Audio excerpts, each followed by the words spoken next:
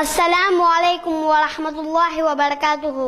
எல்லாம் அல்ல அல்லாஹ்வின் நல்லடியார்களே, இங்கு அமர்ந்திருக்கும் பெரியோர்களே, தாய்மார்களே, நான் இன்று உங்கள் முன்னால் பேச எடுத்துக்கொண்ட தலைப்பு என்னவென்றால் உஹது போரின் படிப்பினை. உஹது போரின் போது அல்லாஹ் நமக்கு ஏராளமான படிப்பினைகளை கூறுகிறான். அதில் முதலாவது படிப்பினை என்னவென்றால், உஹது போரின் போது நபி ஸல்லல்லாஹு அலைஹி வஸல்லம் அவர்களுக்கு பல் உடைக்கப்படுகிறது, நெற்றியில் காயம் ஏற்படுகிறது, அவர்களின் முகமெங்கும் ரத்தமாய் விழுகிறது. அப்போதுதான் நபி ஸல்லல்லாஹு அலைஹி வஸல்லம் ஒரு வார்த்தையை சொன்னார்கள், கைஃப துஃப்லிஹு கௌமுன் ஹதா பிநபியிஹிம்.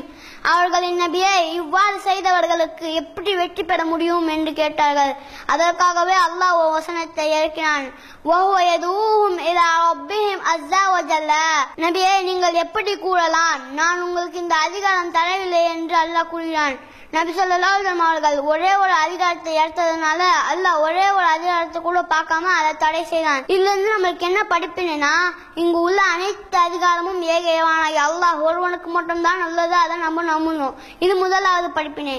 இரண்டாவது படிப்பினை என்னவென்றால் மறைவானவற்றை நபின்னா, இதோ இந்த பாபா சொன்ன சரி, இந்த இமாம் சொன்னாலும் சரி சொல்லுவாங்க. சில இமாம்கள் நபி ஸல்லல்லாஹு அலைஹி வஸல்லம் அவர்களுக்கே மறைவான சக்தி அல்லாஹ் தந்துருவான்னு சொல்லுவாங்க.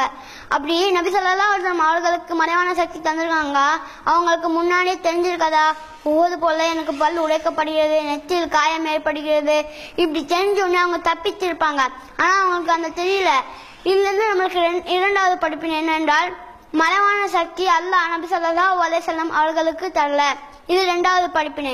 மூன்றாவது படிப்பினை என்னவென்றால், உஹது போர் ஆரம்பிக்கும் போது நபி ஸல்லல்லாஹு அலைஹி வஸல்லம் அவர்கள் சில கூட்டாளிகளை உஹது மலையில போய் நில்லுங்க சொல்றாங்க. நான் எப்போ கீழே வர சொல்றேனோ அப்பதான் நீங்க வரணும். ஏன்னா இங்க சண்டை போட்டிருக்கும் போது காஃபிர்களோட கூட்டாளிகள் உஹது மலையில இருந்து வந்துடுவாங்க, அதனால அவங்களால ஒன்றும் பண்ண முடியாதுன்னு சொல்லி நபி ஸல்லல்லாஹு அலைஹி வஸல்லம் அவர்கள் சில கூட்டாளிகளை உஹது மலையில வைக்கிறாங்க. இங்க வந்து சண்டை போட்டு முடிஞ்சு சில ஆயுதம்லாம் கீழே கிடக்குது. அவங்க என்ன நினைச்சிட்டாங்கன்னா, உஹது போர் முடிஞ்சிச்சு, வாங்க சீக்கிரமா போய் கனிமத் பொருட்களை எடுத்துக்கலாம் சொல்றாங்க. அப்போதான் ஒரே ஒரு நபர் மட்டும் உஹது மலையில நிக்கிறாங்க. ஏன்னா நபி ஸல்லல்லாஹு அலைஹி வஸல்லம் சொல்லல, நான் இங்கதான் நிப்பேன் சொல்றாங்க. எல்லாமே வந்து இந்த கனிமத் பொருட்களை எடுக்கிறாங்க.